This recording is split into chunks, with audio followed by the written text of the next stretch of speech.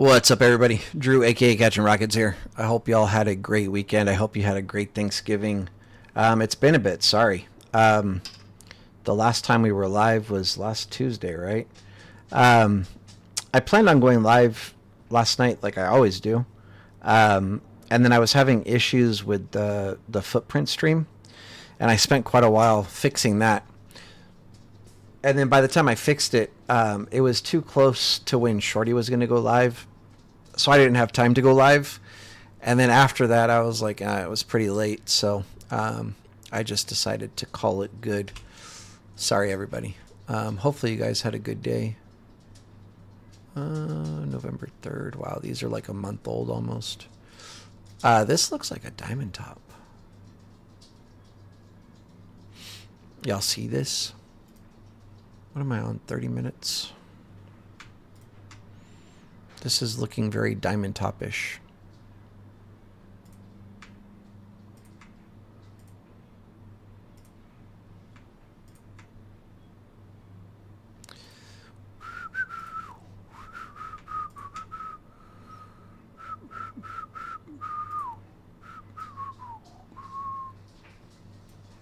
Something like that. Interesting.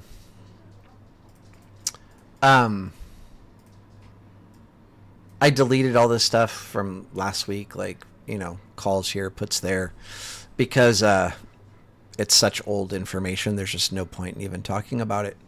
So let's zoom out to 4 hours. Let's turn on our PVP indicator, and let's turn on 1 month. Let's get our monthly levels for November.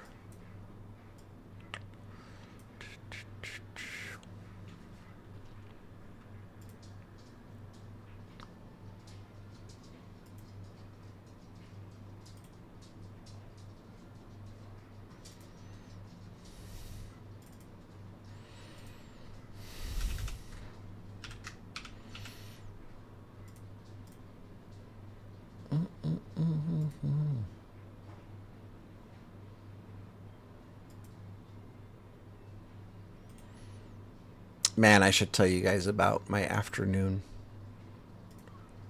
Not from a perspective of making fun of anybody, but from a perspective of, wow. Maybe I'll go over it just as a refresher at the end of the video.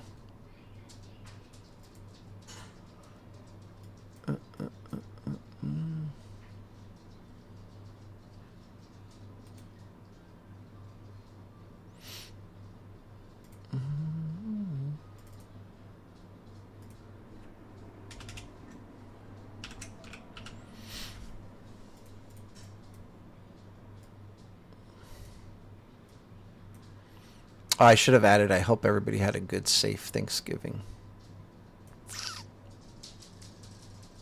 I'm trying to remember. I had a good night at work. It was pretty chill. So I worked, for anybody that doesn't know. Thanksgiving night I had to work. But it was a slow night, so it wasn't bad. All right, let's drop down to 65 minute. Let's look at our weekly levels.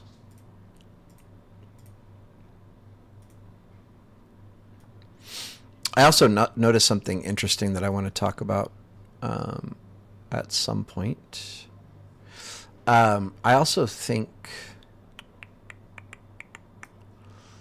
that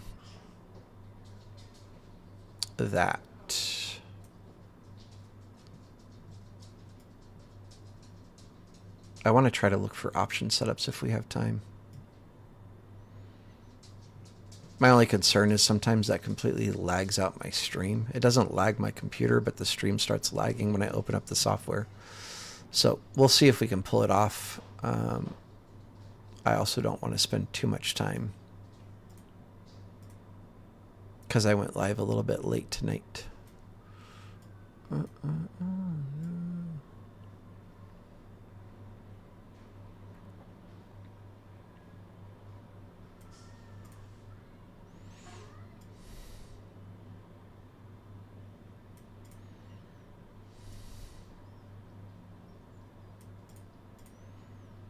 All right.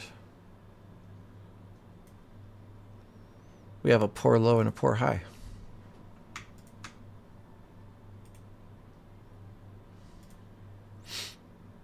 Hopefully they decide to sell off before they go higher, because I have puts.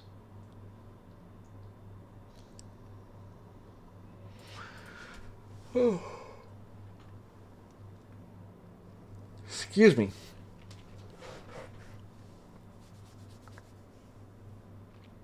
They made me work. Yeah, I got holiday pay. Pretty wild. Well, we're still up in here. This is looking more and more doable. Futures right now are actually like slowly grinding up. Nothing too crazy. We're a tiny bit above where they opened. Or actually, no, we're equal to where they opened. Or I'm sorry, not where they opened, but the high of the opening candle. So this is what I was looking at. Our 4-hour top is closed, but it's shifting up. Right? And then our monthly top, which we had hit here, has shifted up. I'm not sure where it is on SPY, but it's shifted up. So that's something I need to look at, because that's my reason for being in puts. I have January 2nd, 675 puts. I could have closed them today for like, I don't know, a decent like $350 win or whatever, but not really enough. Volume today was pretty blah. Nothing. I guess it's like average at best. Lower side of average.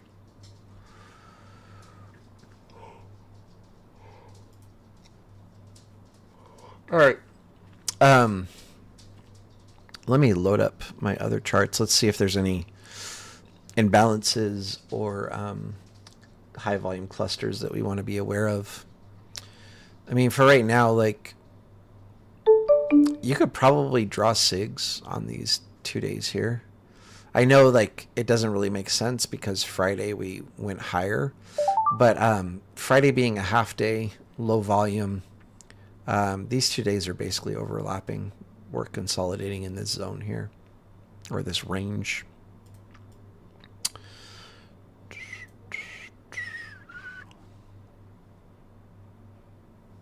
This actually doesn't look like a terrible short. I mean, I wouldn't take it just because you're stuck here, but yeah.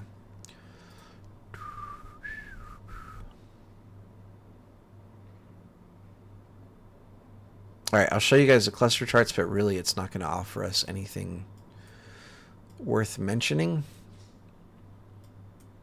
At least I think it doesn't. We had like a high volume cluster here, but that's already been retested.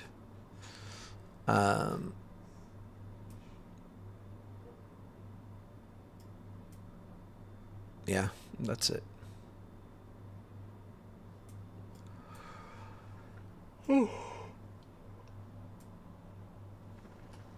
Excuse me.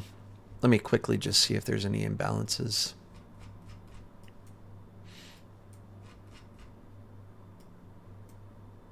This is in the middle of a trend, so I don't really care. And that's it. All right, so that's not helping us with anything at all right now.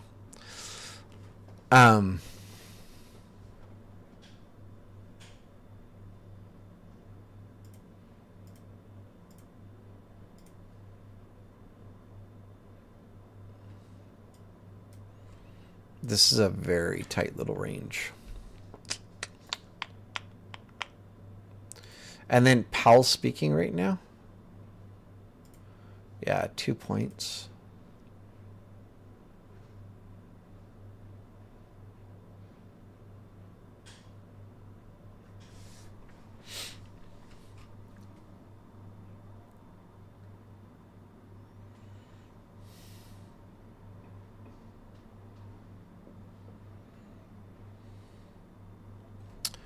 Um,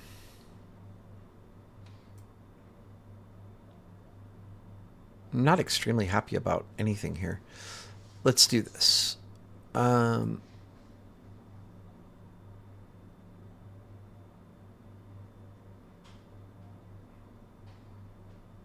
I think through here, yeah.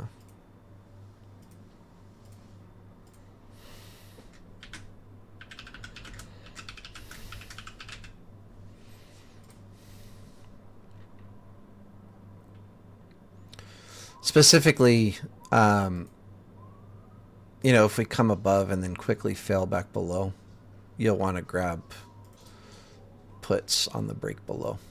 Okay. Um, but even the midpoint, just know your stop loss needs to be slightly above the poor high here, because they might want to clean this up and then go lower. On the other side, I would love to see them peak below this and then regain, right? And if this happens, basically, you can either grab puts when they regain the poor low. I mean, grab calls when they regain the poor low, or wait for them to come back in inside previous day value area low. Ideally, actually, sorry, let me fix this. Ideally, we want to retest. Right.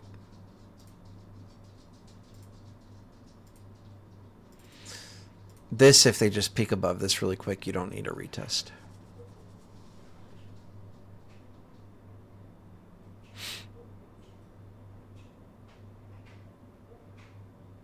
Well, Emmanuel, it also depends what you're selling, because you need a buyer for every. I mean, I'm not a fan of Robinhood, so I'm not trying to defend them, but if there's no buyers, there's nobody to sell to. So that might have been the case, but all in all, yeah, it's a pretty shit platform.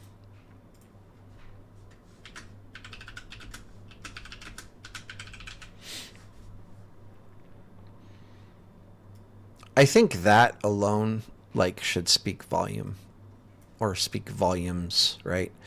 So a lot of people, if you approach them and you're like, hey, like, what platform should I trade on? They're going to be like, oh, like, try Robinhood or try Webull. And then they'll be like, oh, and try using my referral code. Because on both they get a kickback, or Moomoo, right? They'll get a kickback. I have so many emails from Moomoo.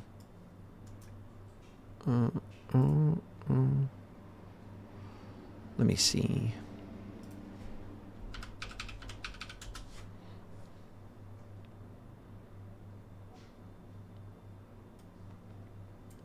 Business collaboration, Moomoo, business collaboration, Moomoo, business collaboration, business, like, I haven't even read a lot of them, as you can see. Nothing against Moomoo per se, in the sense that I've never used the platform. The thing is I won't promote anything that I haven't used, right? So, a lot of people reach out to me with collaborations and wanting to partner with me and offering me money to promote their products. And as you guys probably know, I've never promoted anything, at least nothing that I'm a partner of. I promote Tradeovate. I promote TradingView. I promote Quantower. And I don't have affiliate links for those things.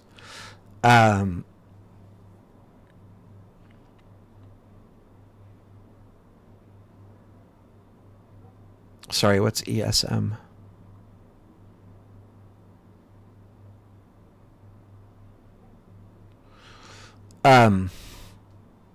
Are you trying to say MES?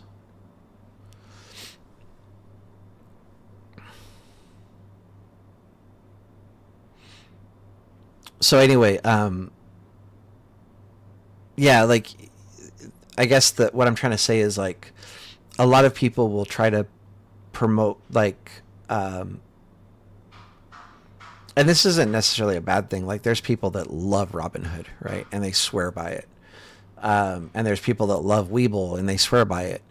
But a lot of people are promoting those because they're going to get a kickback, right? If we want to go with like the best software wise, then you want to be talking about Quantower, Ninja Trader, Jigsaw.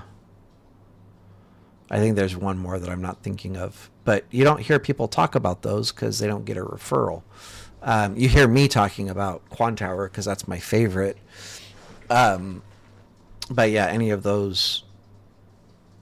Yeah, I only promote stuff that I actually use.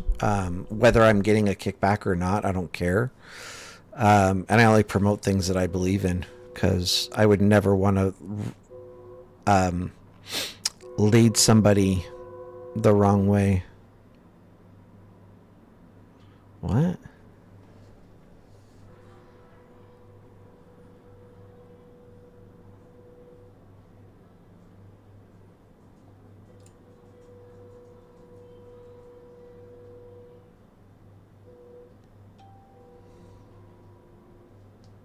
I'll have to read that in a little bit. These are the two main things I would be interested in for tomorrow. But really, we're looking for a retest of any level, right? So if we open and break above previous day Valeria high retest, that would be your entry for calls. And then I would be getting out around the poor high. They should break above and go, previous week Valeria high, but this is where I generally will close the trade. All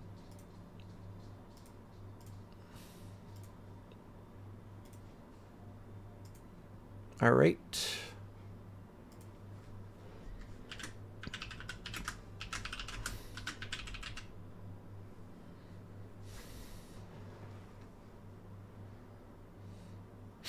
See, Matthew, I completely disagree with you.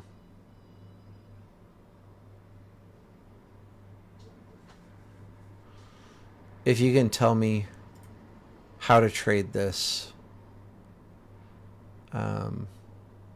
then I'll be on board.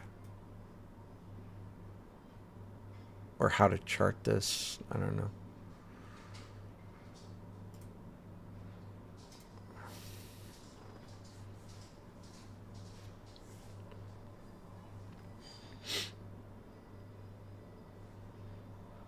So you all have to remember I was a beginner at one time too, right? And easier doesn't mean better, right? There's nothing easy about trading. And if you're going to learn how to do it right the first time, learn it right the first time, learn with proper charts. The like Robinhood or Webull is probably good if you're forced to use like mobile.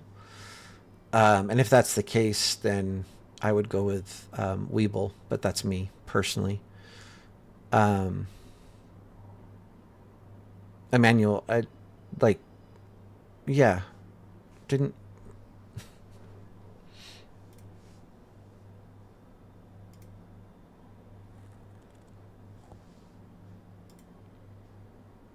It's basically the same. The difference is you're going to use extended trading hours, and on SPY you use regular trading hours. But for TPO, you would always use regular trading hours, no matter which one you're looking at. Okay.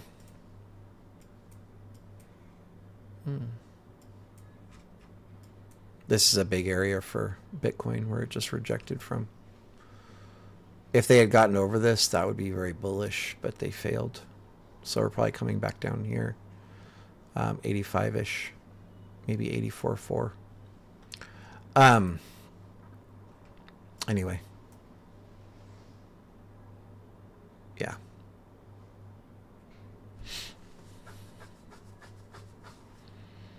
I'll just cover it really quickly. So the distinction between futures and whatever SPY, whatever blah, blah, blah, stocks would be. On futures, you use extended trading hours. On the 30-minute chart, you use session volume profile indicator, SVP. Under settings, value area volume 68, row size 100. Style, you check value area high, value area low, POC. And then you would chart your value area low, value area high, POC for the previous day.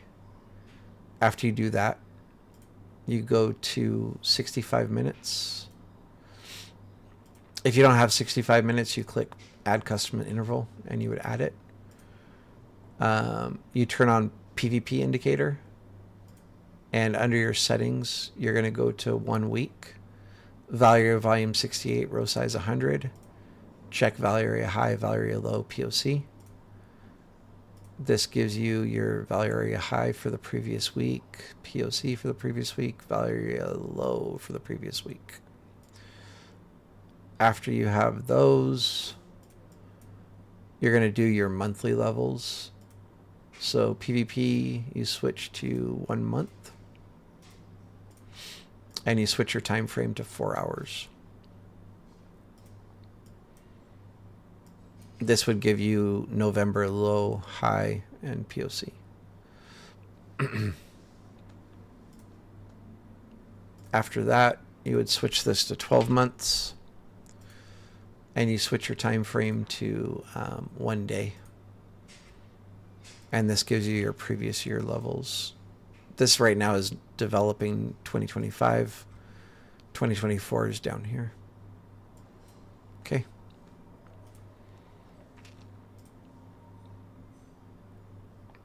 And then I want to talk about this really quick, and when I talk about this, I'm not insulting anybody. I'm doing this as a refresher.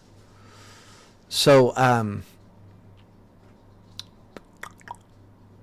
once I've charted everything, I trade on a 5-minute chart. What you're looking for is, I guess I'll just use this as an example. So I'm looking for a clean break of a level. Once I get my clean break, this would be my first 5-minute candle here that closes above.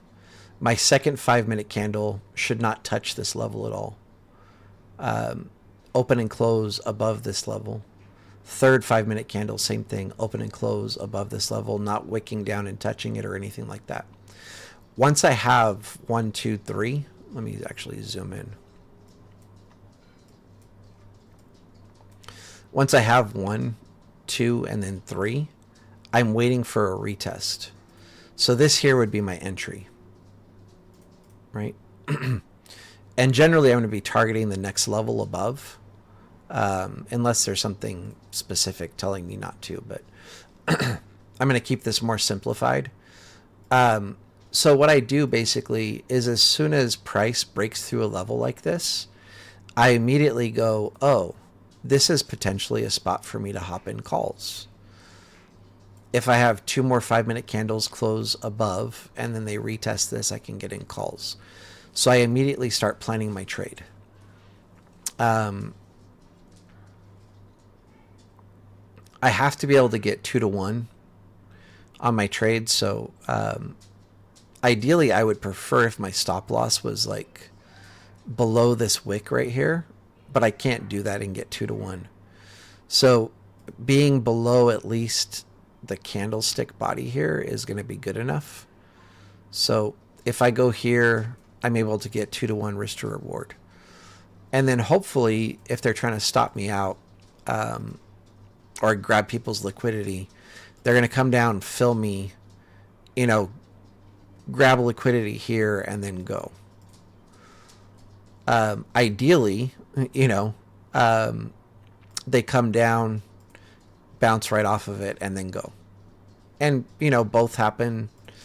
And sometimes they just come and they stop you out, right? But both are possible. So I start planning my trade as soon as I break through a level.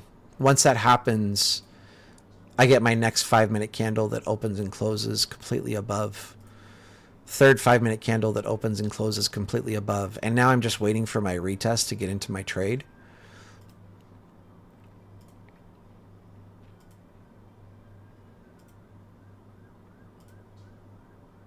I think I'm going to have to drag this further.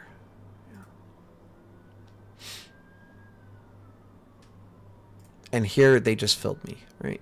So we just barely wicked to my level and then got a bounce. But then after that, they end up going below a little bit, right? Into the red, a little bit more red.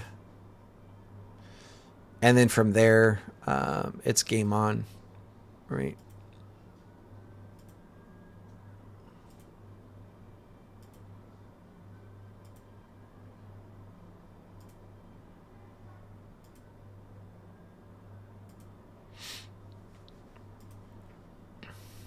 And then that would be me getting out of the trade. So now I want to distinguish something. So that would have worked out great. I don't know how long it takes for what I wanted to show you guys to happen. Okay. Perfect. What's the distinction between this here and this here?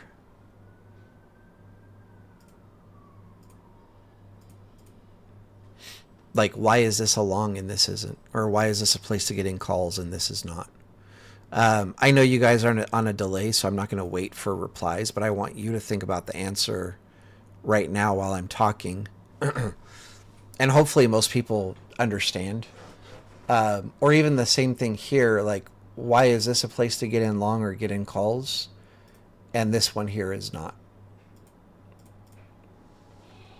I'm going to explain it right now. But again, I want you guys to try to think of an answer before I answer.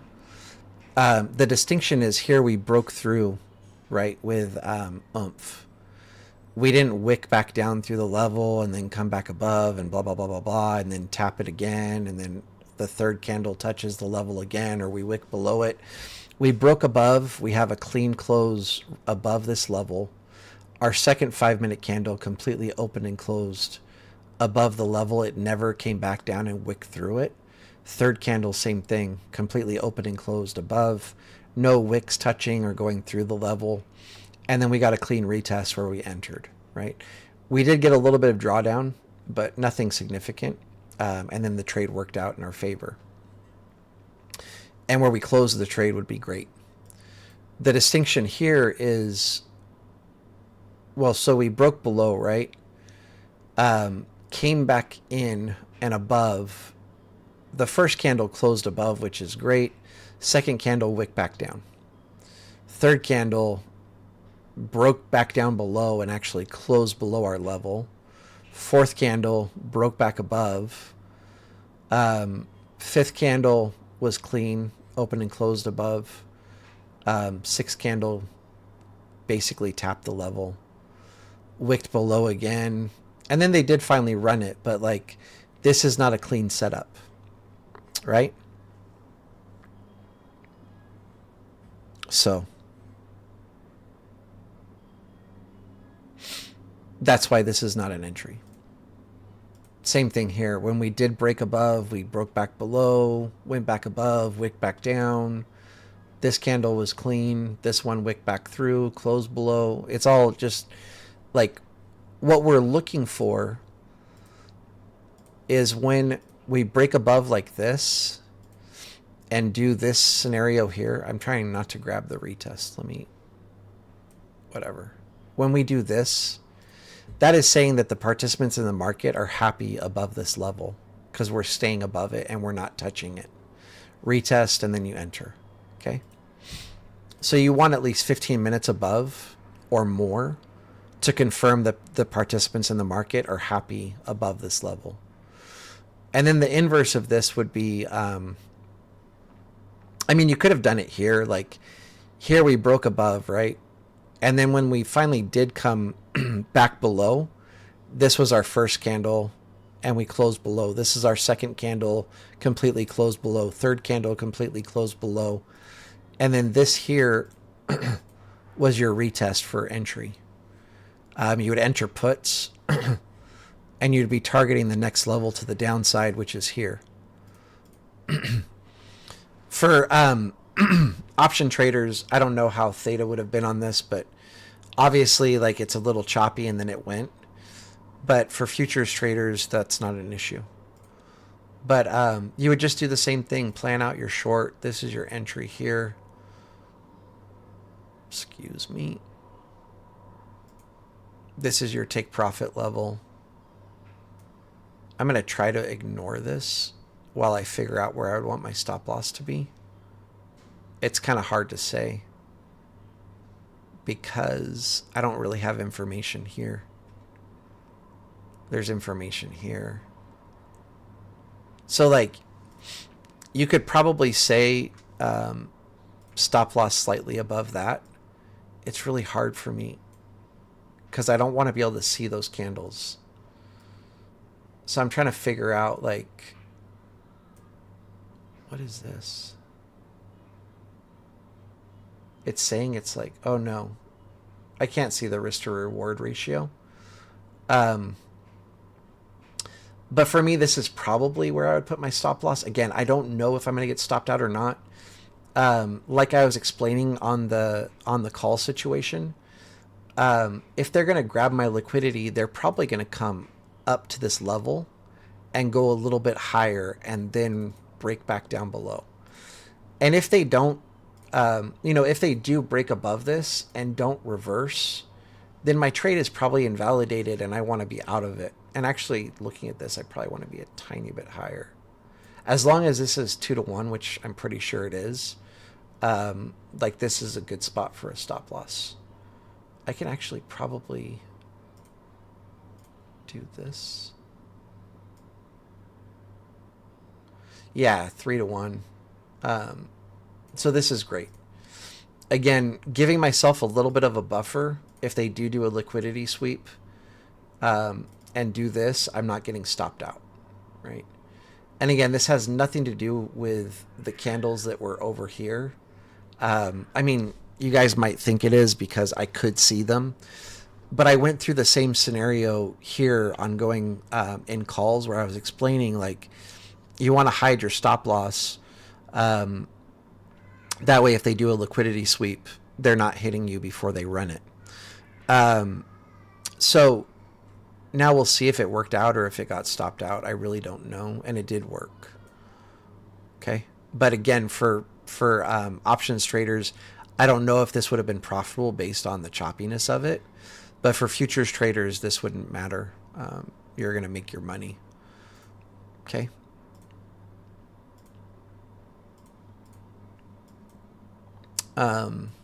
Let's see if we can find more examples. Again, it doesn't even matter if the example works or not. What matters is if the setup is actually there. Like this here is probably a setup. Or it is. This should have been a spot to hop in long or get in calls. We came below, broke back above. We had more than 3 5-minute candles. This is your retest. But they didn't bounce. They broke through, right? But that's part of trading. That's why we do 1 risk to reward minimum on every trade. Here, they didn't give us a retest. They just broke above and ran, right?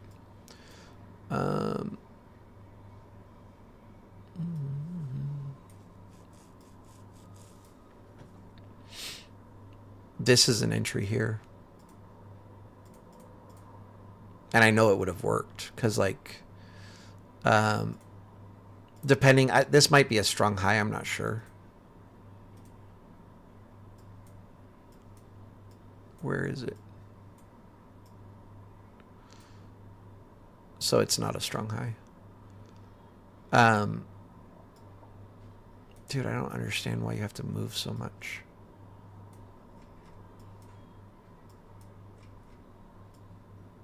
Where in the hell did I just draw that circle?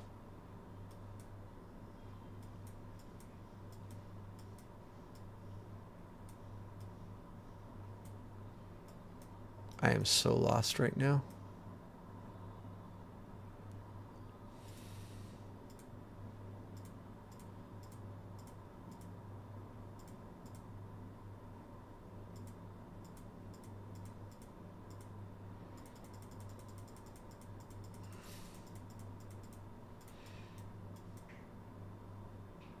Where was it?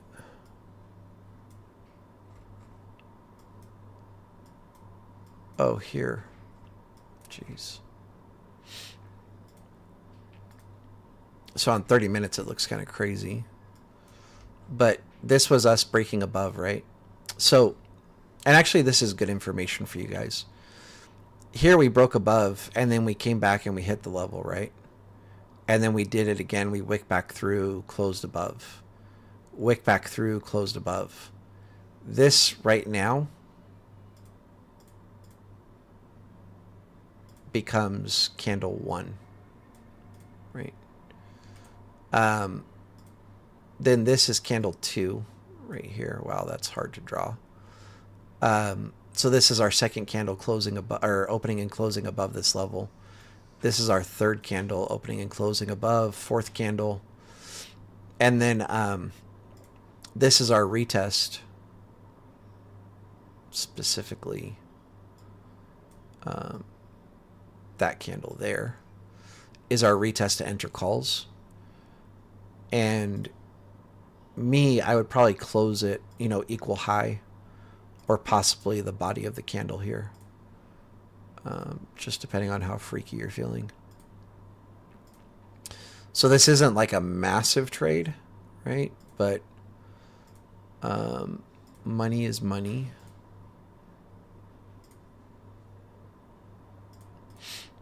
And if you entered there,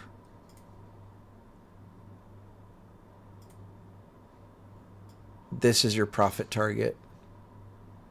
It's like 2 points on SPY. Stop loss, you want to start looking, again, ideally, if I can hide my stop loss below this level here, that would be ideal. If I can't, then I would want to hide my stop loss below that level. In this case, I can hide it below there, right? I could do something like this. I'm still at 1 to 2 risk to reward.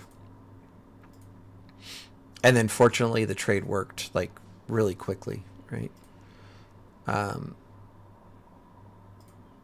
Again, it's not a massive trade, but I'm risking 1 point on SPY to get 2.14, right? So that's how you want to look for trades. I want to look for one more that's like a put, and this is perfect right here. So we break below. This is our first 5-minute candle below, second 5-minute candle below, third. And at this point, right, as soon as we break below here, I start planning my trade. I didn't memorize anything, and yeah.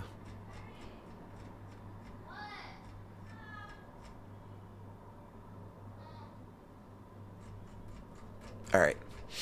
So I didn't memorize anything that's happening.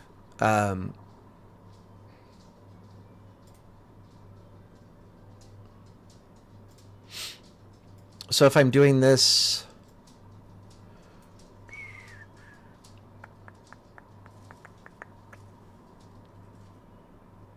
kind of the same thing. Stop loss a little bit above this candle should be more than sufficient. So this is a 1.5, basically 1.4 points on SPY. And for me, this is almost, 3.76 points on SPY, right? If I tried to go all the way to the bottom, which, I certainly could, this is a 5.5 point move, right? But if I look to the left on SPY, right here, there's at least some kind of support happening right here. Like this is resistance, turn support, turn support. So I need to be aware of this, right? If I'm taking this trade. And so for me, and again, win or lose doesn't matter, but this is probably where I would be looking to take profits right there. I'm right at 2.15 to 1 risk to reward, so I can take this trade. And again, I have no idea if this works out or not. I wasn't trying to pay attention to the candlesticks to the right. They might even come all the way down to the September value area low. I really don't know. But I would be content with catching, 3 points, risking a point, 1.4. So let's play it forward really quick. And they might give us new information, right? Like right now, well, I just got filled on the trade here. But like, let's just say this candle went like lower. Then I could change my take profit, like to equal lows of that candle or whatever. In this case, it barely went below. I'm not going to change my take profit level.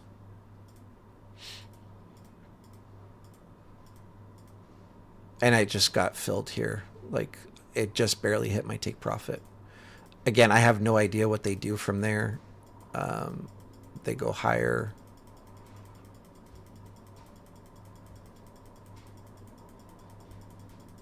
And then you can see, so this area that we identified over here as a support resistance flip, they did kind of, what's it called?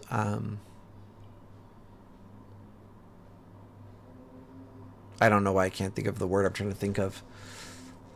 But they did honor it, I guess, for lack of a better word. I don't, like, we bounced here, bounced here, bounced here, ultimately bounced here where we took profit, and then they broke below it a tiny bit, and then they ended up breaking back above and running, right? And they didn't give us a retest here. But so really, that's just how I trade. That's how I use the levels. And that's what you should be watching for on the levels that we have here.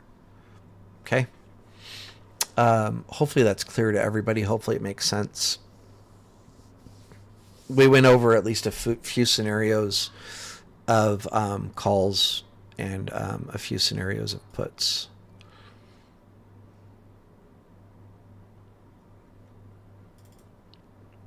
I'm going to open up my software for options and see.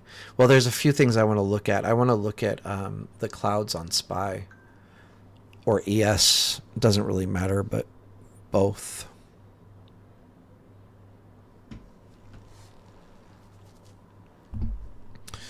If this starts lagging the stream really hard, I'm going to stop, just an FYI.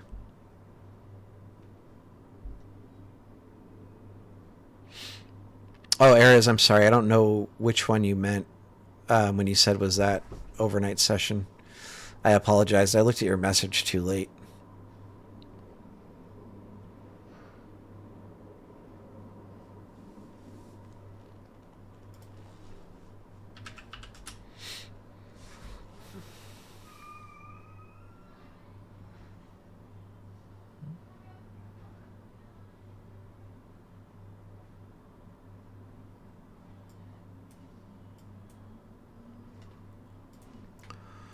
That's exactly what I'm doing. Selling to.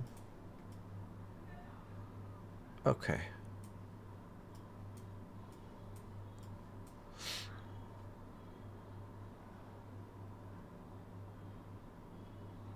So now we're right at the. This should be the daily. Oh, it's the weekly close cloud. Sorry, let me zoom in a little bit better here. This is fucking money right here, everybody. Just a heads up. Like, we dipped into this closed weekly cloud, right? Came back below. This is our retest. This would be your entry to get inputs. And then they should go to at least 658.55.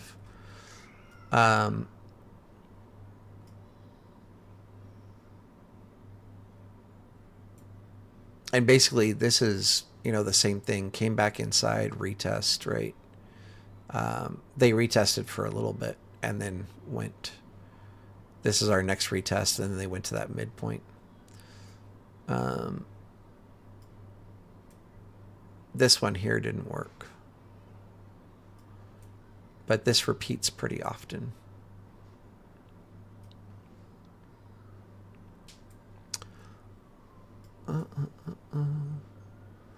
Like, you'd be hard pressed to find them where the clouds are closed. So like this is our daily top. We broke back below. This is our retest, or right here's the retest, and then they sold off pretty good, right? Same thing here, close cloud, right? Boom, dump. And that's kind of where we're at. Let's see if there's other examples. I mean, this is not great, but this was closed. They did sell it a little bit from there, sold it a little bit from there, and then they went through a closed cloud. That does not happen very often.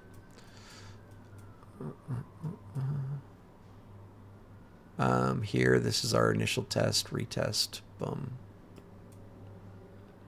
Same thing, break back below, retest, sell. Here it is again, break below, retest, and then sell off. Break below, retest. They sold off just a tiny bit, not much.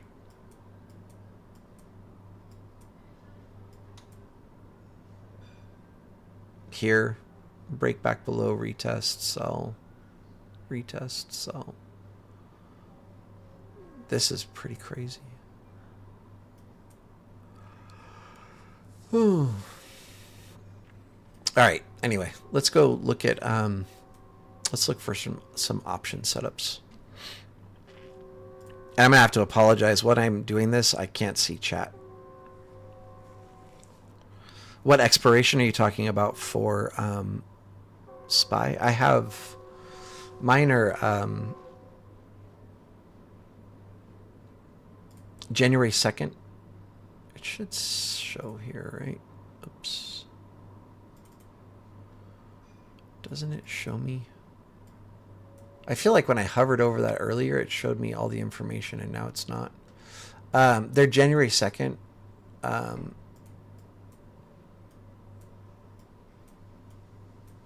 675 puts. Whoa. Oh, there. Yeah. January 2nd, 675 put.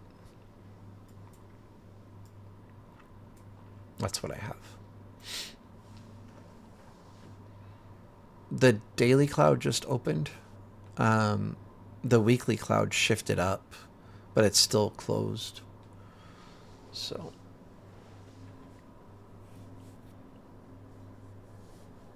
All right. Let's go. Let's run through some stuff really quick here.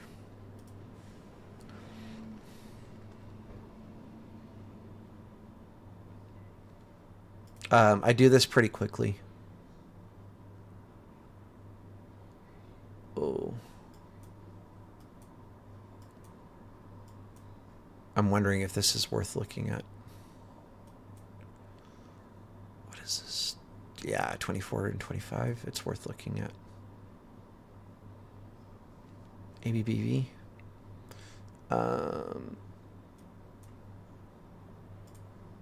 Let me pull this up on the screen so you guys can see.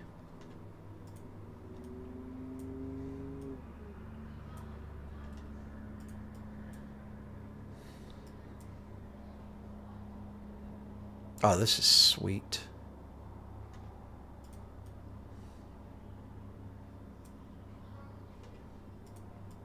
This is very sweet. We need to get over 26 basically.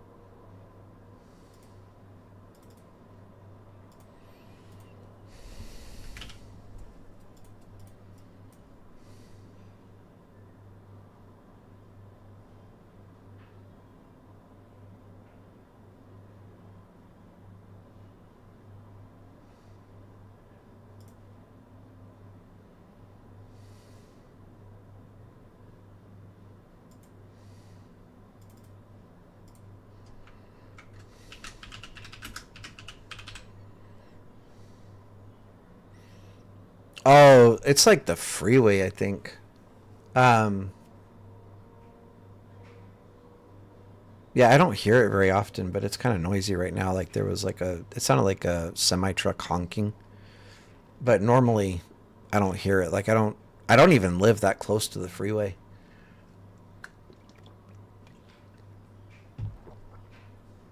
I can show you guys. Um,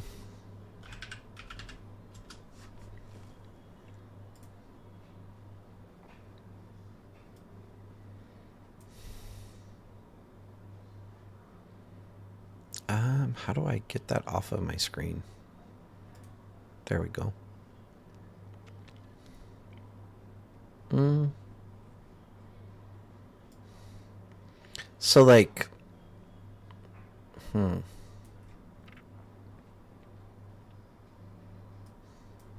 This is,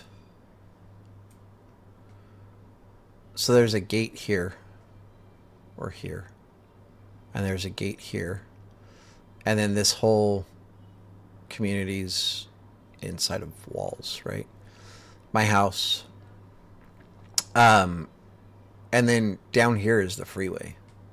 So it's not even like crazy close, but for whatever reason, I can hear, or I could hear, like a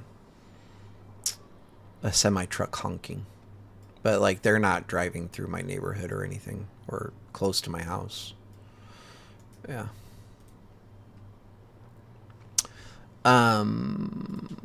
Okay.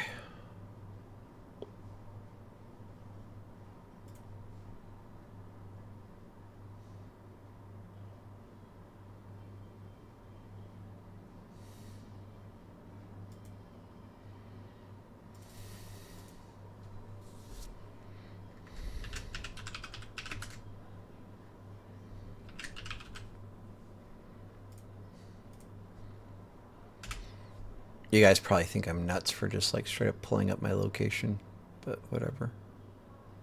Come through.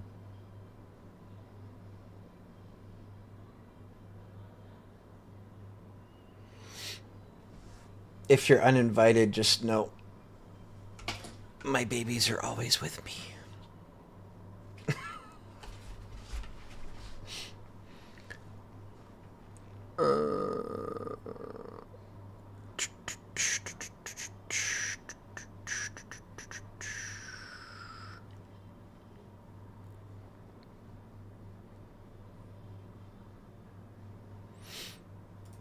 Yeah.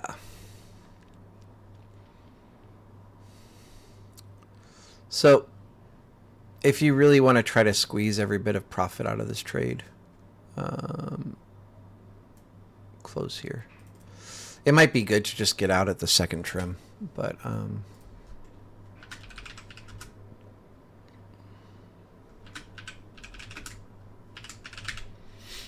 okay.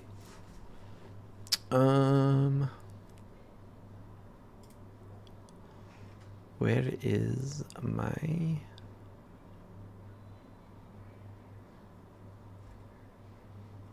Uh-oh.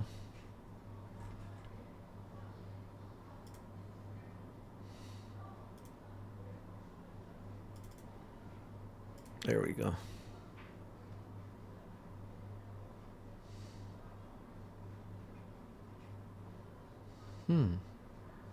Coin? I think that one didn't work. Sorry. I gotta figure this out.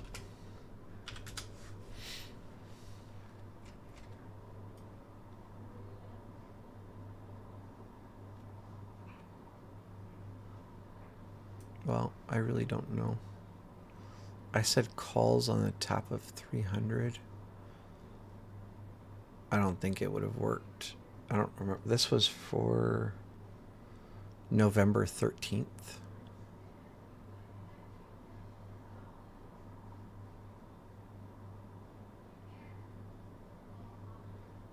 Yeah, so it just went through. Okay. Sorry, I'm trying to figure out if it worked or not because I didn't put anything under this here. And we are looking at ABBV calls day trade. 1202.25.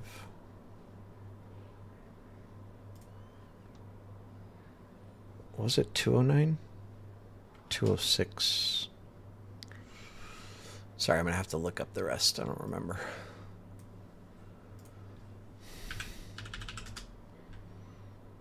$226.05.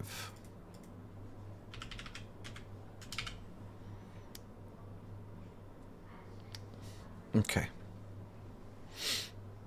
And then first trim 227.30. All right. So that's our first trade. Again, all we're looking for on these, we're not waiting for a retest. Crossover 226.05, hop in calls. First trim 227.30. Second trim 228. Close at 229. Let's move on to the next.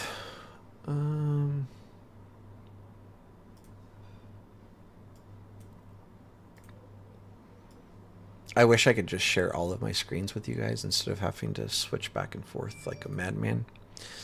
All right, let's get through this quickly.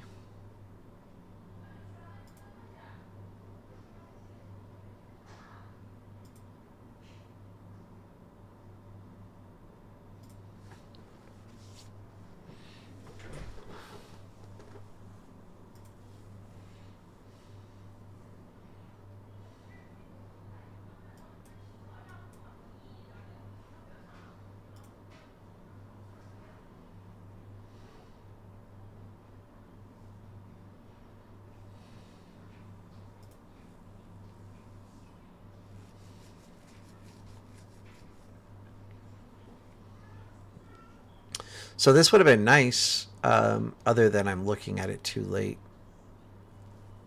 It called out the full send around 252, and we're up at like 260 something. So, yeah, unfortunately.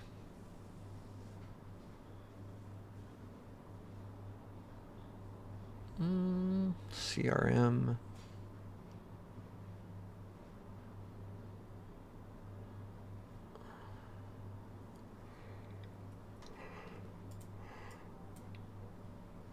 Excuse me.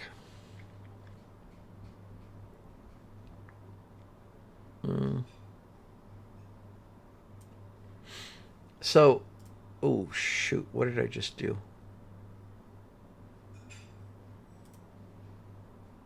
That was funky.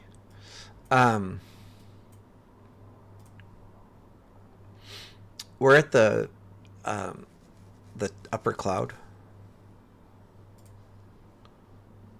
CRM. 4-hour cloud. We're also at the mid. Quarterly mid. You could take a little dunk to the downside. 4-hour to 4-hour. So breaking below 33.55, 33.64, down to say 228.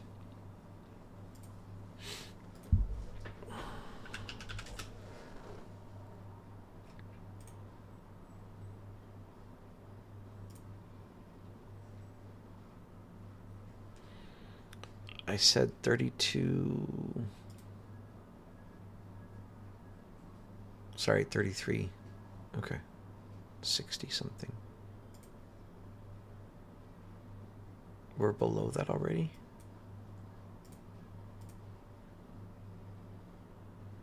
Okay.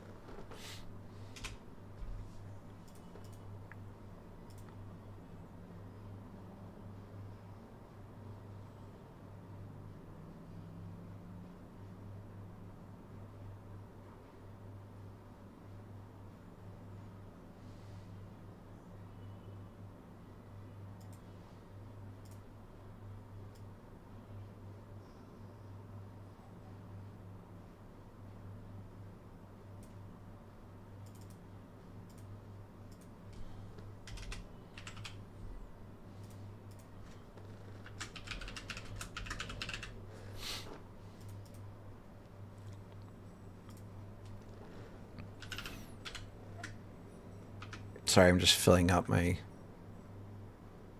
Excel spreadsheet right now.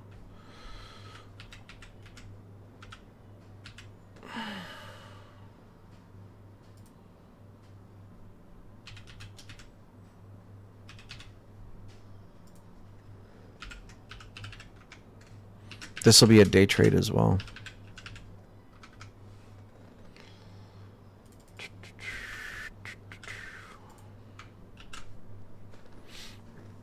All right, let's keep going.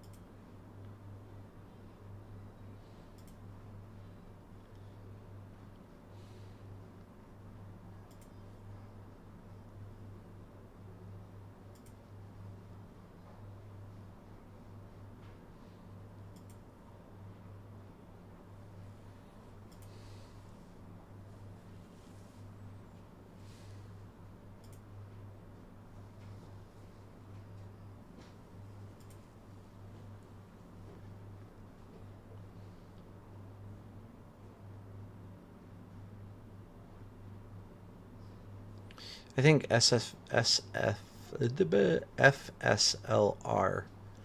has really bad spreads.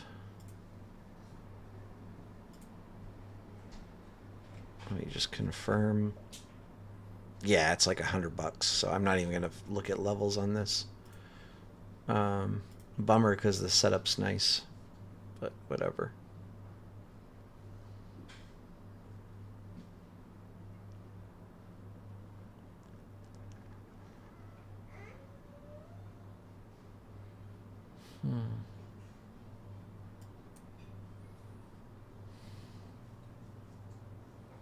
They're about to run Google.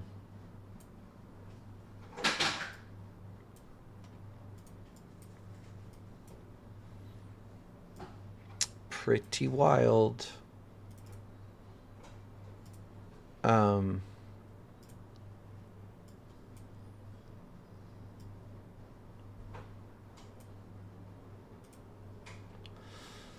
So this is the daily top.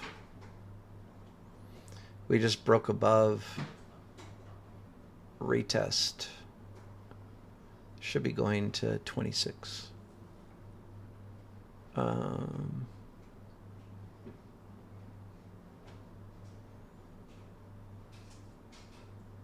This is probably the most exciting setup we found so far.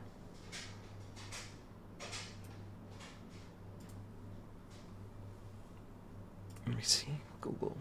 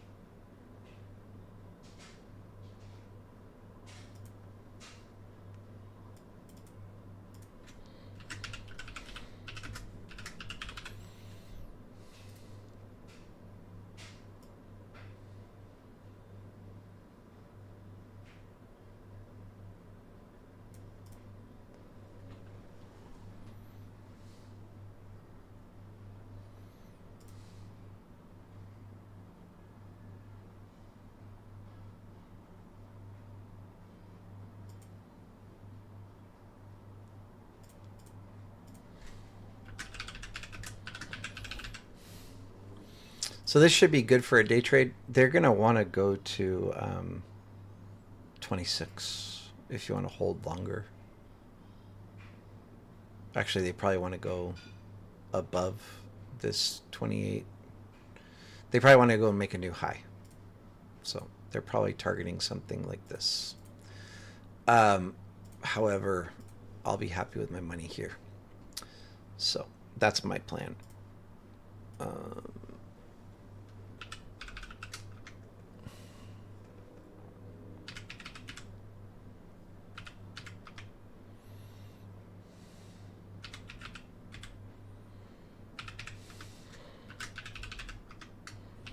This is also a day trade.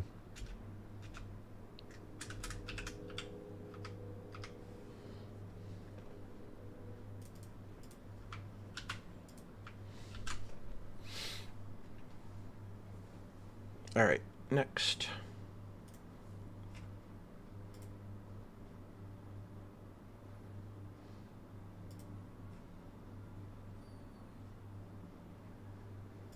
I'm going to have to see something like super sexy to interest me because we already have 3 setups for tomorrow, and that's plenty.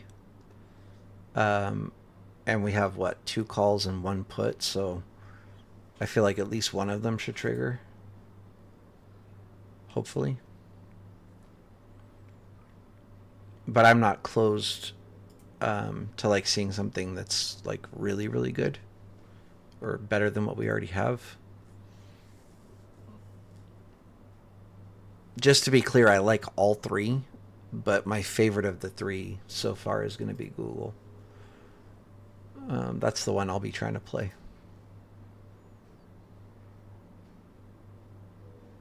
If one of the other ones triggers, then I'll trade it. But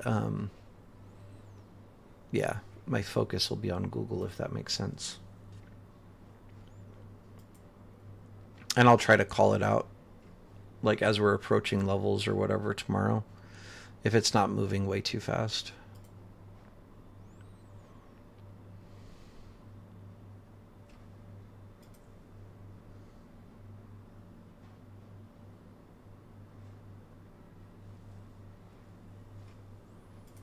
All right, we're almost done, everybody. And I'm going to go eat dinner, spend time with my family.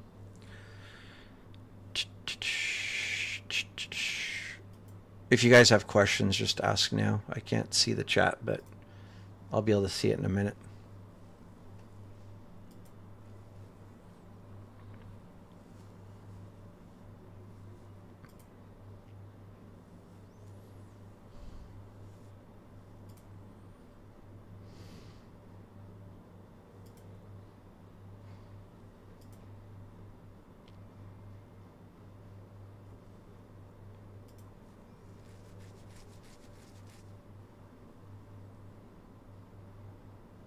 Wow. This was very nice. In retrospect.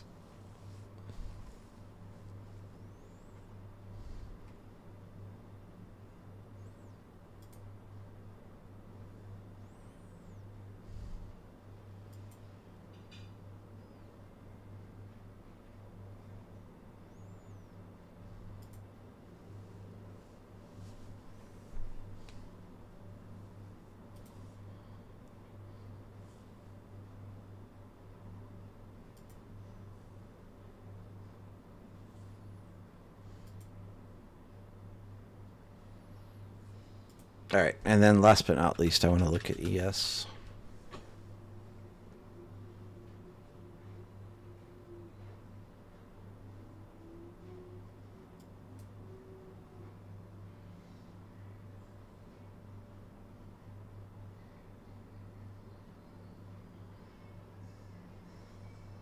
Based on this, they want to run it to like 80, 68, 65-ish.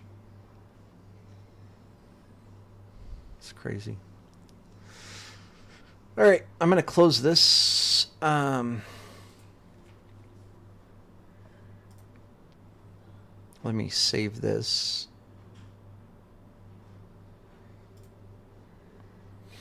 Let me start posting stuff. on Kanan's.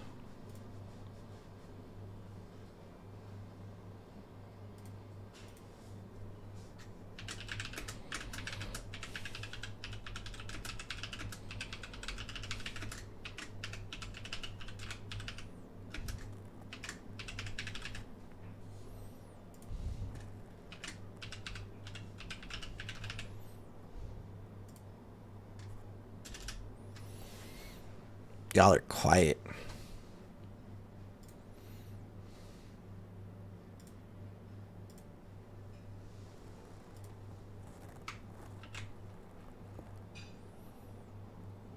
Oh, shoot.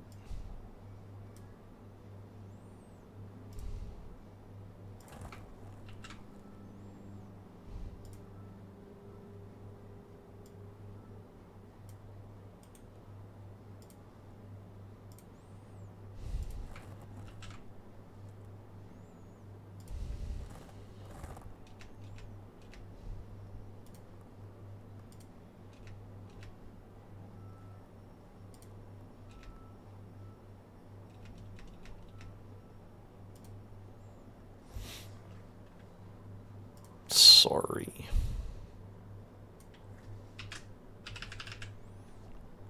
Okay. Google.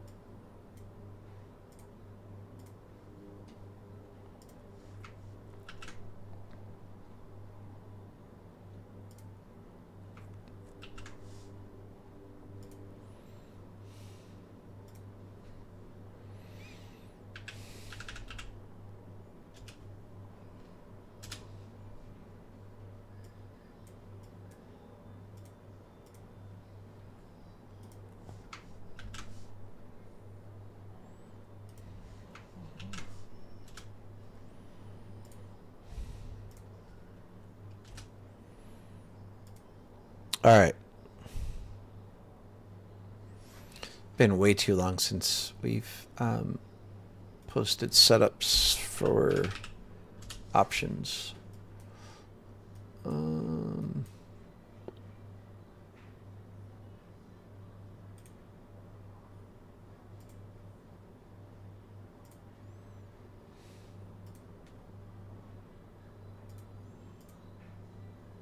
Wait, what did I do?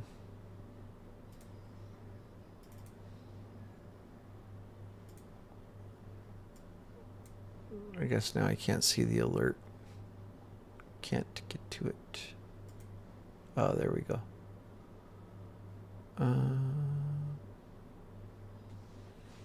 January 1st. Okay, that's fine.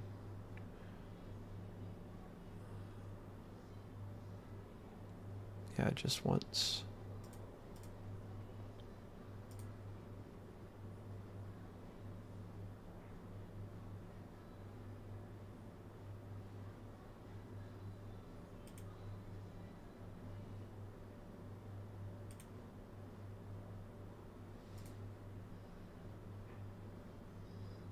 Okay.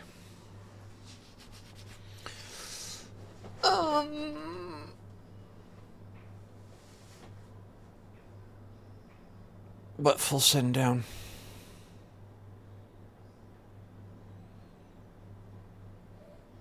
Spire ES. I didn't even look at it. I just looked at the clouds. Clouds are closed.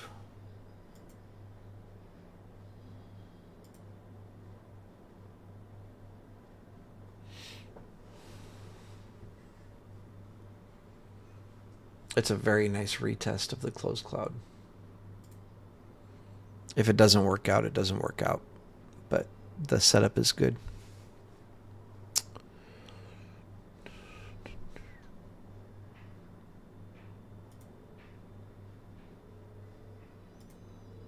Yeah, I didn't look at errors. Sorry. I mean, I guess I could pull it up. tired.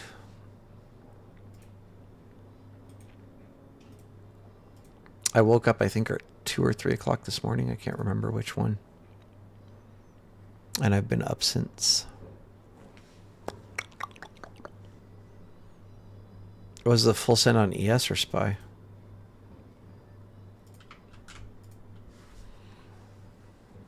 It has to have been SPY, right?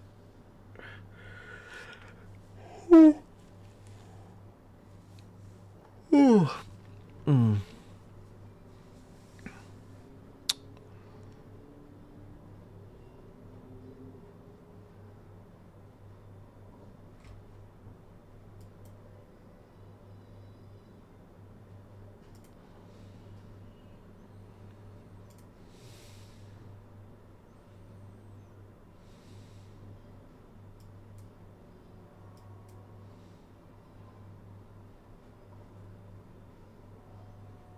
Oh, that's SPX.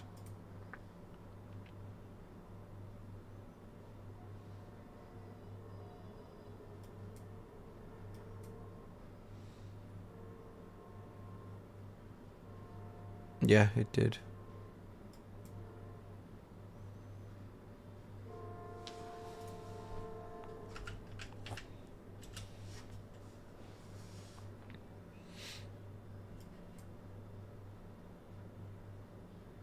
Yep.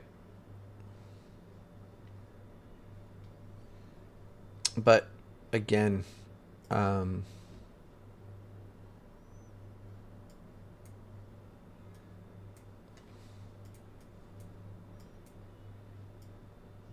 this is clean. I mean, the cloud shifted up, so they might come up and test this. But this is a good setup.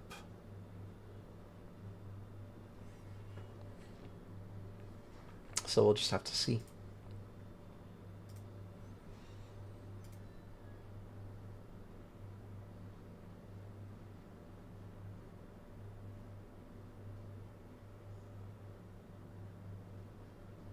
No, I mean, you have to remember, like, I worked Saturday night, so I got off Sunday morning. I slept, I don't remember exactly what time, but I think like 9 till 2:45-ish. And then I woke up, hung out with family, whatever, for a bit. I don't remember what time I went to bed last night. I want to say it was like 9 o'clock or 10 o'clock at night. And then I woke up at like 2 or 3. So I slept all day. Or I took a pretty good sleep in the morning / afternoon. And then was up for, I don't even know, 5 or 6 hours, and then went back to sleep. Whenever I work and I'm shifting, like I'm transitioning from day shift or night shift to day shift, I normally will wake up at like 3 in the morning. And it just is what it is. It was fine. It was chill. I actually had a really nice night.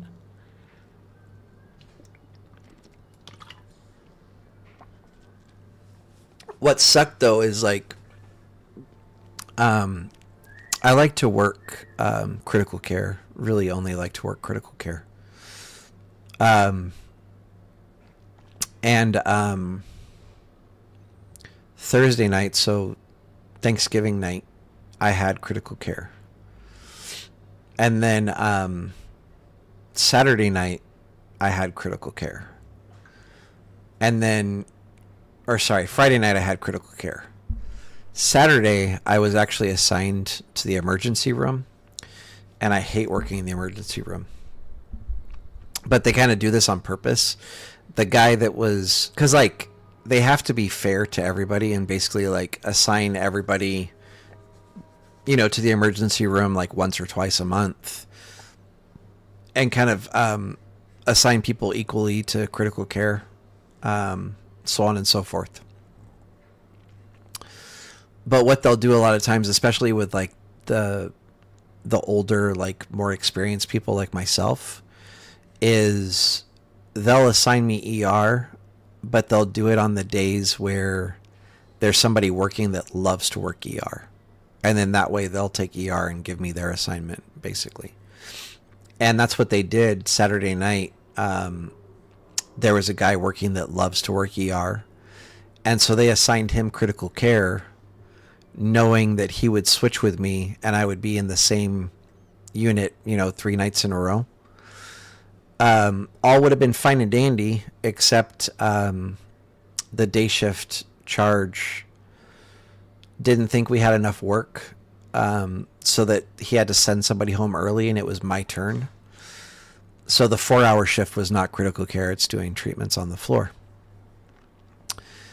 And right away I looked at the assignment and I'm like, dude, we have enough points for me to stay all night. And this just sucks because he did it this way. They're going to end up telling me that I have to stay all night. But now I'm going to be doing floor care because of the way that he broke it up, right?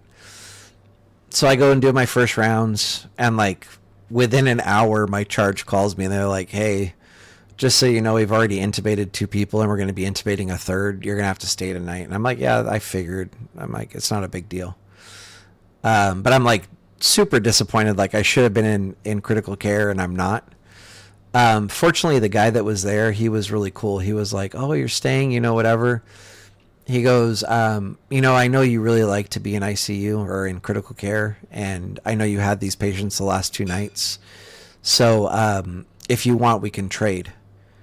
And I was like, you know what? I mean, I would really appreciate that. However, I'm only going to trade if that's what you really want to do. Like, I'm not going to take it just because you're trying to be nice to me.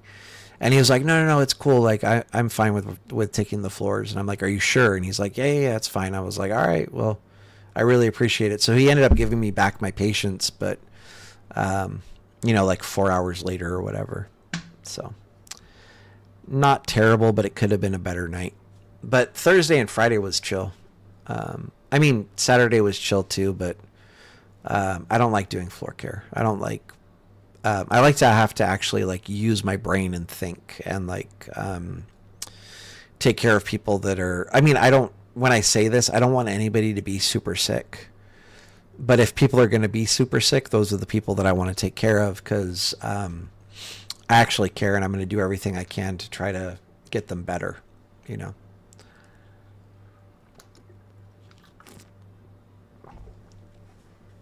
So that's that. For people in the Learning Discord and for people in Shorty's Discord, I should be live tomorrow. I won't be live in Keenan's because he goes live on Tuesdays, so I'll let him do his thing. And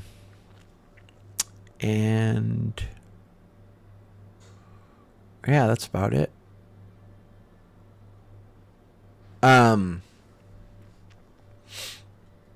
I should say, I've noticed, and I've noticed other people saying this as well. The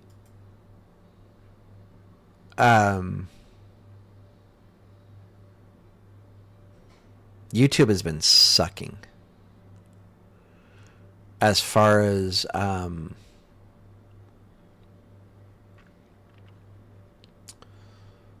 like, what's it called?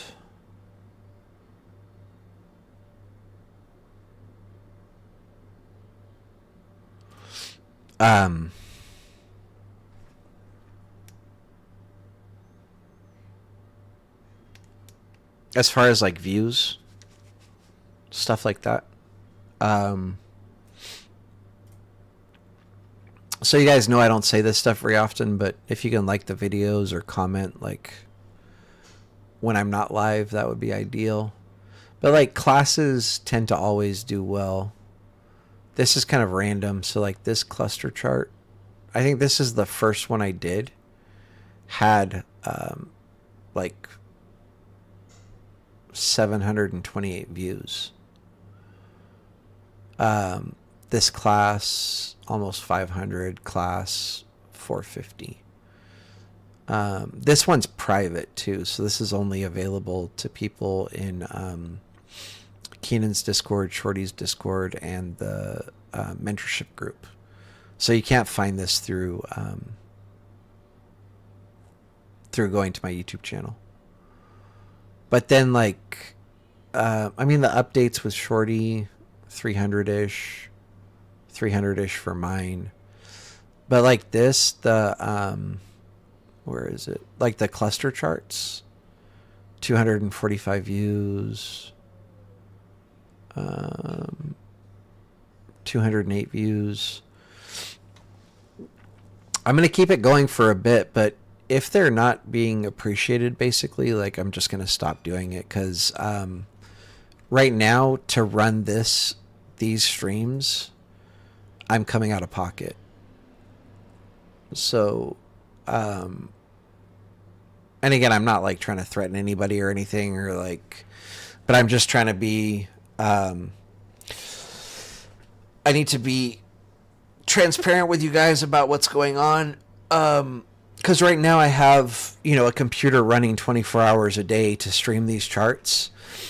I had to deposit money into an account to get the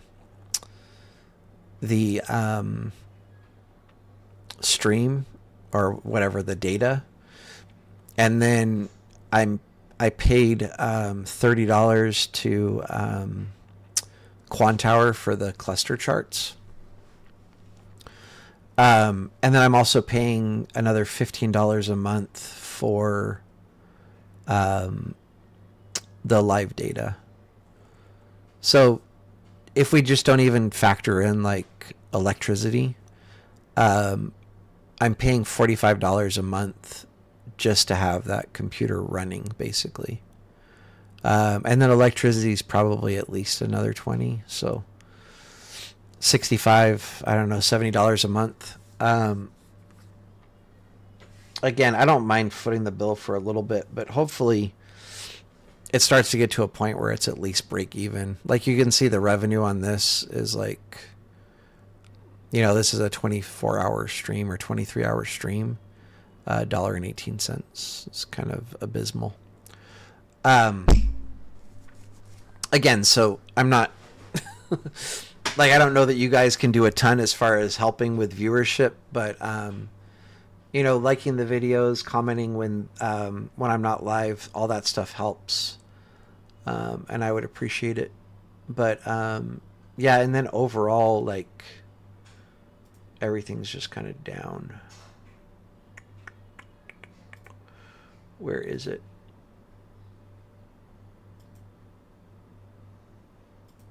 I'm probably the only YouTuber that'll show shit like this, but I don't really care. Like, this is crazy. For the amount of time that I put in, this is pretty trash.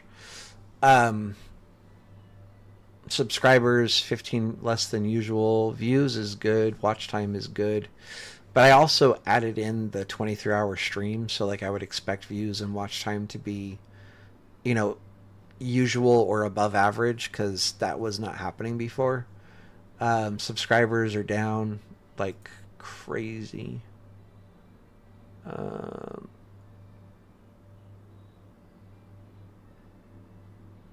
Yeah, like this is flat. I lost a subscriber there. Sorry, I hope you don't melt when it gets sunny out. But yeah, it's pretty trash. Actually, if we look at like my subscribers, wait, this on like the last year, you can see like it was pretty steady till about here, and then it's just kind of been flattening out. Right. And again, this is not just me saying this. Like, I've seen other creators talking about other stuff, or talking about kind of the same thing, where they've noticed that they're not getting as many views, and probably like their videos are not being as recommended to as many people, not peoples. But this here is crazy. Like, I would say like in the prime, I was making like $400 to $500 a month, which is still trash for the amount of time that I put in. But I kind of look at it like as a win-win almost, where I get to give to you guys and like help people, learn or whatever, share setups that I'm watching for the next day, so on and so forth. But so that's like a win for you guys. The win for me is that $400 or $500 that I was getting every month, I was throwing into an account, an investing account for my kids, for their futures, which, and then it's like, I also add to that, like out of my own pocket, but it's nice to be able to throw in, $400 or $500 every month. That's not coming out of my, like my paycheck per se. But this is getting trash, like, but whatever, it is what it is. Anyway, I just thought I would share that with you guys. If you can, or if you care, if you can like videos and comment and whatever else, I would appreciate it. I think commenting when I'm offline is better than commenting when I'm online, but both are good as well. Yeah, don't have to, but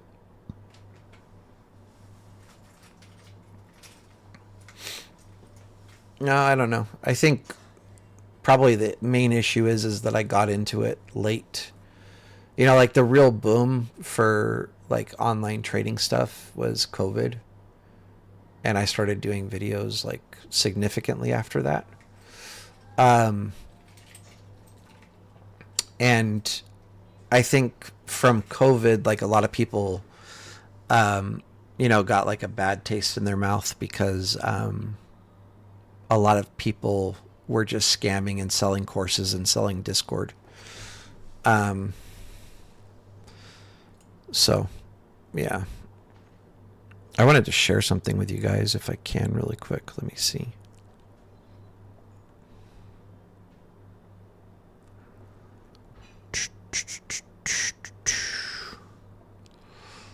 One of the things you guys probably won't care about as much as I do, but that's okay.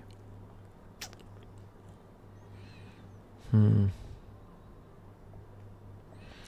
don't know which one of these to show.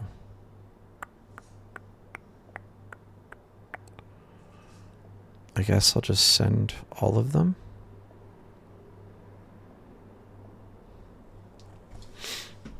By the way, everybody, I'm done with like trading stuff, so this is all just personal stuff I'm sharing.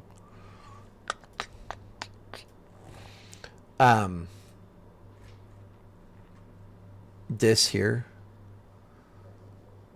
probably won't excite a lot of people, but it excites me. This is the Briggs Come All You Madmen. It was originally released in 2008, and I found a sealed copy vinyl, which is awesome. My son did a show on Saturday. This is like his new band. And I like the way they sound. They sound good. I don't like this song, but I'm not a Christmas person. Yeah, I'm not going to play the whole thing. But this was a big show. There's a lot of people. They had the fake snow going.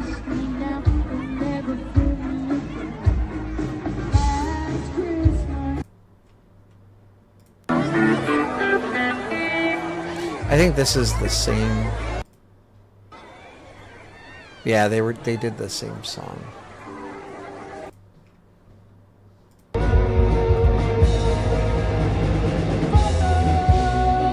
That's my son singing that part.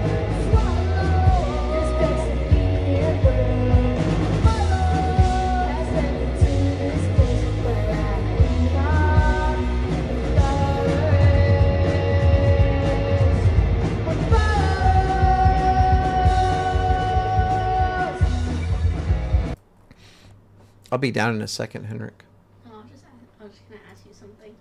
Okay, I'll be down in a second. I'm live. Yeah, I know, but Okay, I'll be down in a second.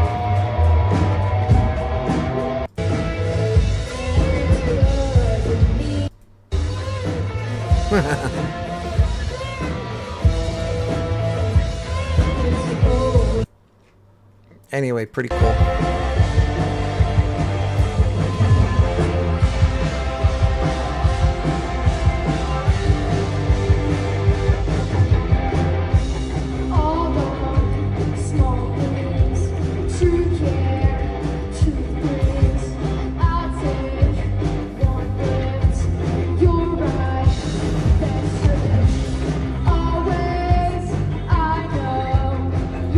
And then these are all recorded on a potato. They sound way better in person.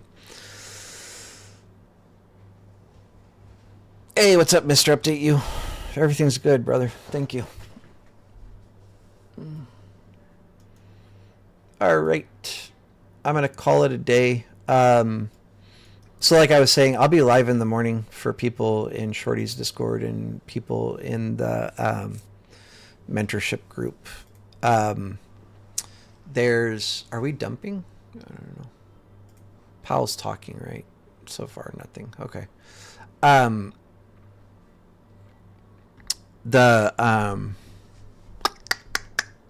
can't I think? Why can't I English? Oh, so we're getting my son a dirt bike. He wants, I'm pretty sure,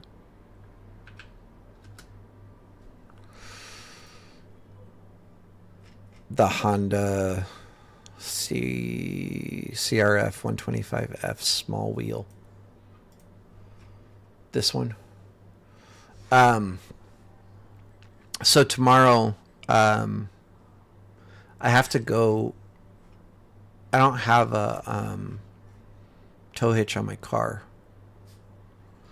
so I have to go get a tow hitch put on my car, and then we're gonna go pick it up. So in the morning we have an appointment at 10 a.m. to go get a tow hitch, and then we're gonna go pick up the bike. Oh, hey, what's up? You should come back.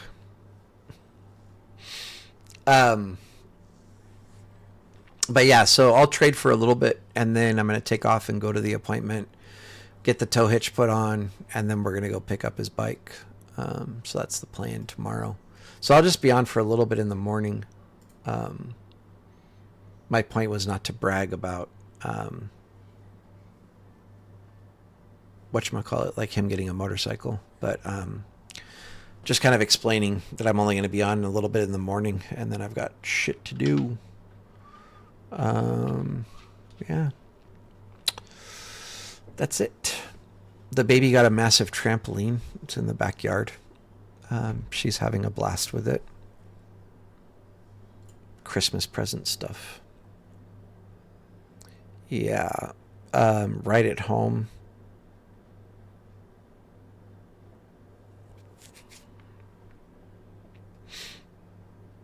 Okay, cool. All right.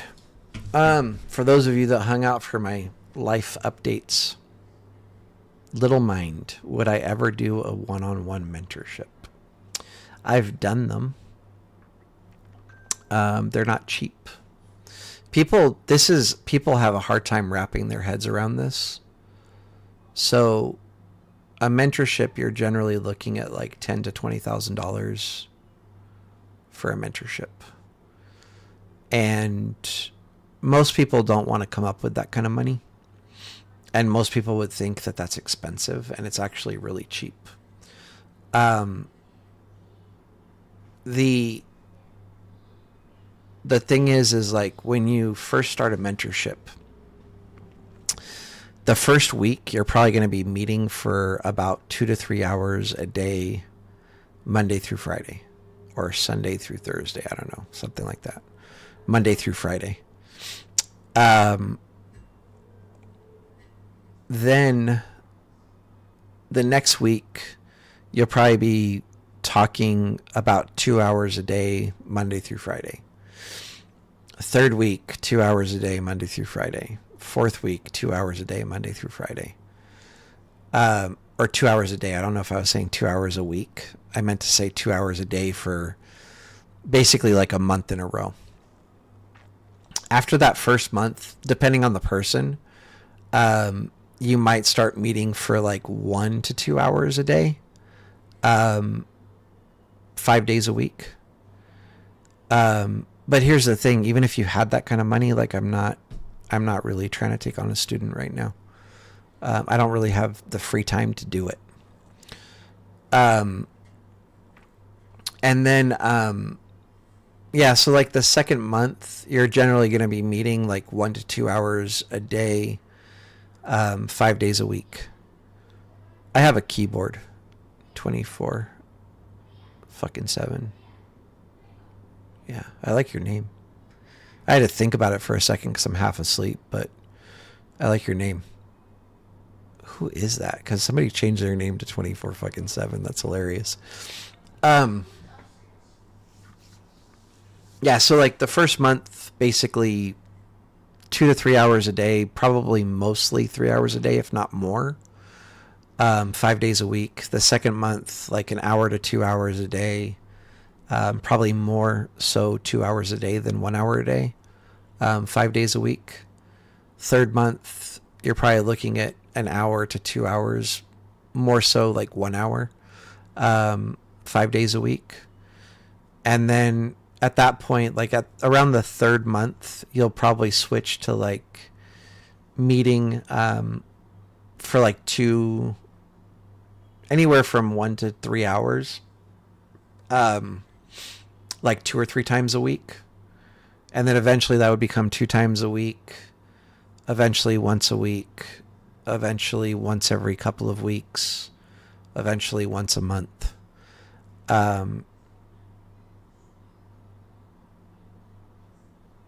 Your last year not taking trading seriously. I mean, the year still has like 30 more days. I would just say that you're done not taking trading seriously. And start now and not wait for a new year. But I appreciate that's probably what you're saying, but that's not what you said. I wouldn't wait another 30 days before you start being serious. Sober, awesome. Sober from what, if you don't mind sharing? If you do, don't worry about it. It's not a big deal. Either way, congratulations. That's awesome. But so yeah, it's basically, this is where people don't understand. Like when you say $20,000 for a mentorship, the amount of money I could make trading in the amount of time that I would have to invest in a person is more than what they would be paying me to mentor them. And so basically I'm committing a bunch of my time, or whoever it is committing a bunch of their time to teach somebody, and basically they're going to be taking a pay cut because they're busy teaching instead of trading. And so basically, like, you have to really like the person if you're going to mentor them, or for whatever reason, it has to be, valuable to you to do it. Like, it has to be worthwhile. And so that's why it's really hard to find like good mentorships. If you reach out to somebody and you're like, hey, I want you to mentor me, and they're like, sure, send me $10,000, then you probably don't want to go with that person. The last person I mentored, I did it for $10,000, and we actually did like a 3-hour call, I think it was, before we even agreed to anything. So he talked to me about pricing, whatever. I gave him a price. And then I basically told him, like, I'm still not sure that even if you give me $10,000 that I'll do it. And we hopped on a video call together. And this wasn't the same day. It was like a few days later. But I said basically, like, it's possible, maybe this would be the price. And then he went and he talked to his fiance, I think at the time. They're now married, I believe, but fiance. Talked to her about it, got her input, what she thought. And then he talked, even though he doesn't live at home, he went and he talked to his dad, got his input. And then we did a call together, and me and him talked. And one of the first things I had to make sure of was that I actually liked him, right? Because if I don't get along with you, I don't want to spend 3 hours a day on a call with you. He was a cool guy, or is a cool guy. Actually really like him. He's now a friend. And And I asked him, like, you know, I didn't know at the time, like, if he was married or had a fiance or whatever, but asked him, like, did you speak to your significant other about this? And he was like, yeah. And I was like, okay, and what did they say? And he was like, they said to go for it. I said, okay, because if she's not on board, she's not going to give you, like, she's not going to support you and whatever, and you're going to need her support through this. And then I asked him, like, what about your parents? Did you talk to your parents about it? And he was like, yeah, I talked to my dad. And I'm like, okay, and what did your dad think? And he told me kind of what his dad said. And again, we talked for a good 3 hours. And I told him at the end of the call, I'm like, just so you know, I'm still not sure that I'm going to do this. I need to now go, like, now that I know that I at least like you, and seem to be able to get along with you, I need to go and discuss it with my wife and make sure my wife is okay with me committing, 3 hours a day to teaching you. My wife always kind of, she supports me in anything that I do, I guess within reason. But, so I went to her, talked to her, and she was more like, are you sure you want to do it? You're already super busy. Is it going to be too much? Whatever, blah, blah, blah, blah, blah. And for both of us, like, we don't care about the money, if that makes sense. It's not about that. She knows I like to help people. But again, there needs to be value in it. Like, I can't do it for free. It's way too much time.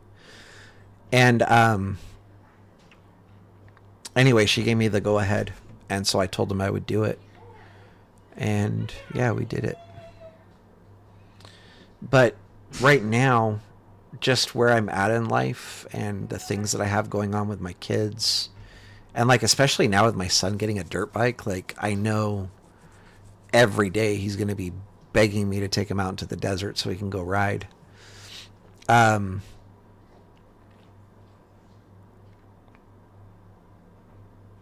that's crazy.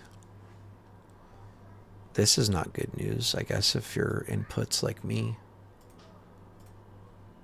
The Federal Reserve just pumped $13.5 billion into the U.S. banking system through overnight repos.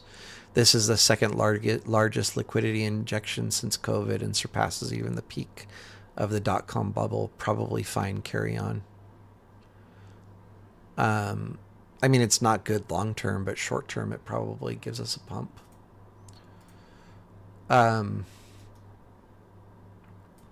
So yeah, anyway, she gave me the go-ahead. And we did it. Yeah.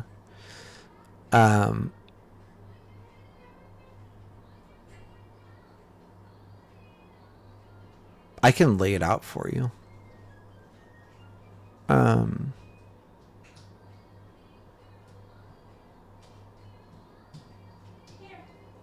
So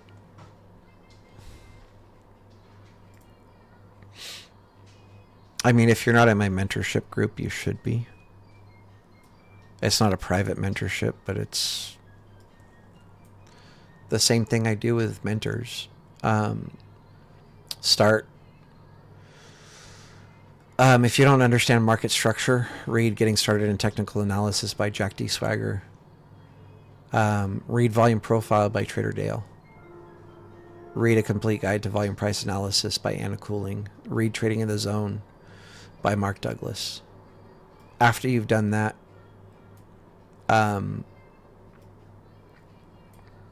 focus on trading on basically what I talked about today, where you're looking for, the clean retests or whatever. So like this here, where we broke above, get first candle, second, third above, retest, enter calls or enter long, whatever. Do that for about 2 months where you feel comfortable trading just off of volume profile alone. Once you feel comfortable trading off of just volume profile alone, then you would want to switch to learning order flow. And Trader Dale has a good book on it. And you can get his books for free right now.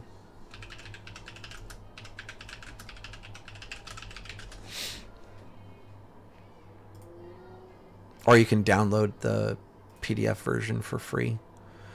So basically, after you've done like anywhere from like 6 weeks to 2 months, focus just on volume profile, and you feel like confident. Oh, and also the key is 1 trade a day for 6 months. Journal every single trade that you take, and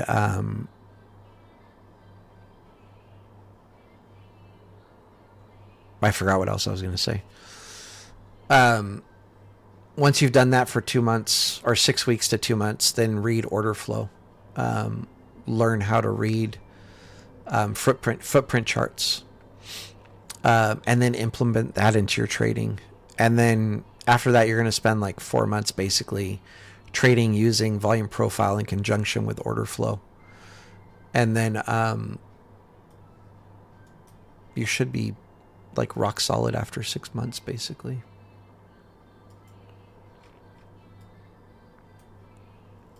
I go over everything in the in the mentorship group. Like, start here, spend this much time doing that, transition to this, blah blah blah blah blah.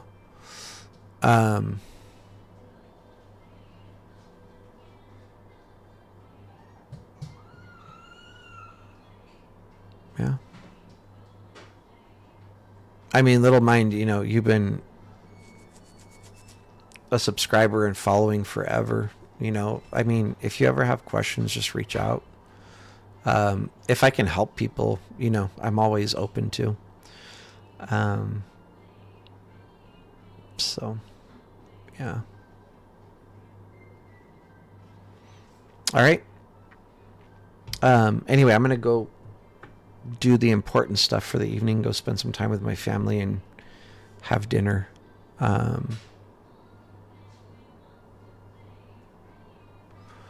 Yeah. All right. Am I? Okay, it is live. That's weird.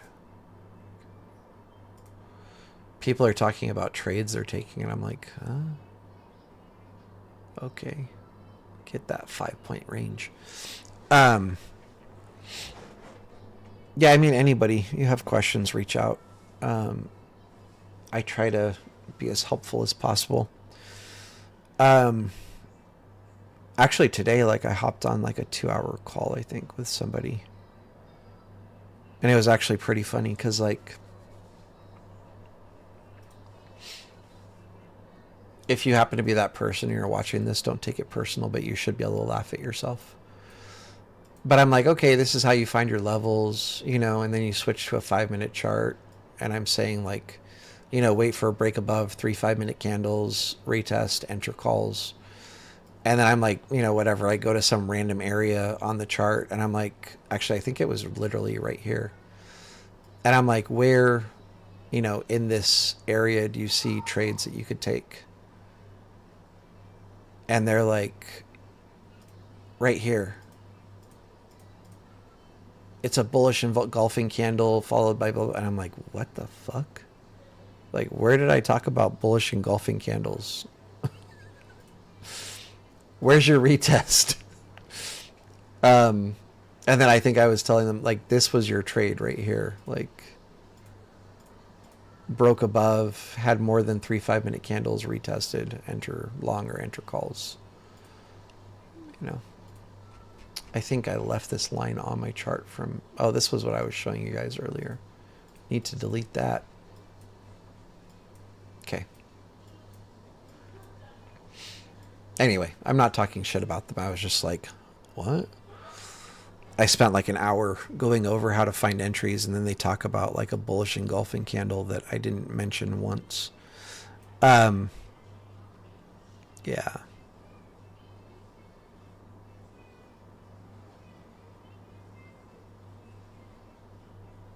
Well, congratulations on your baby girl. I had one too, and I'm exhausted. Yeah, there's a ton of information in there. I don't really talk about it very much because that's just not what I'm about. But if anybody is interested, there is a mentorship group. There is a small fee. It's like almost not even worth mentioning. But same thing. I had to get something for my time. I couldn't do it completely for free. But yeah, and it's all like in order, meaning that you would do this first and then video and so on and so forth and just information. And then I also do like live trading. I'll drop links in there when I trade live. So, yeah. All right. Yeah, actually, the person that I was talking to today, that's how they've been trading is EMAs. And I'm like, why do you have EMAs on your chart? Like, I'm so confused. Little mind, if you're interested, you can DM me.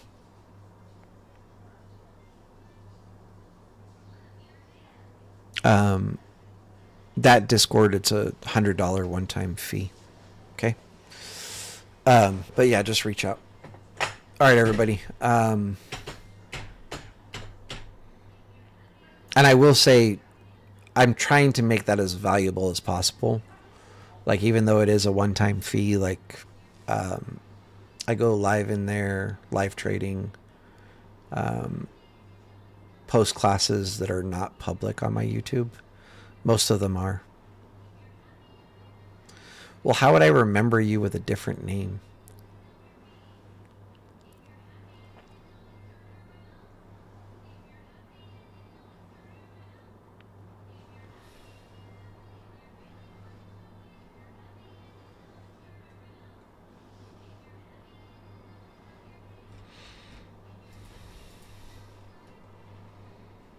Was your orb named Danny?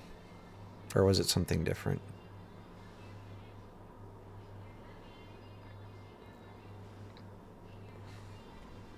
All right, well, I'm going to go in a second. I'm going to give you a second to answer.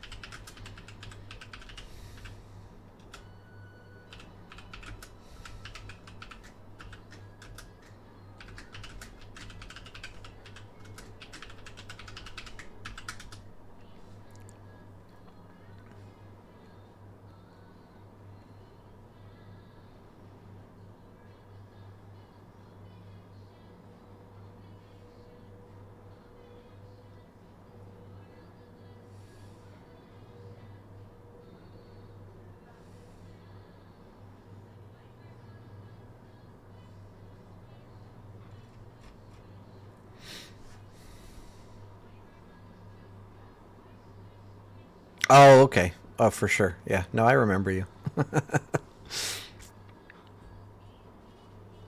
Cool. All right, everybody. I'm going to call it a day. I'm going to go spend some time with my family. I don't get enough of that time, honestly. So this is important time for me. Um, anyway, as always, thank you, everybody. Thank you for all of you that hung out and listened to my personal BS and watched my kid doing band shit. Appreciate you guys. Anyway, as always, much love, much respect. Y'all have a good one. I will see you tomorrow.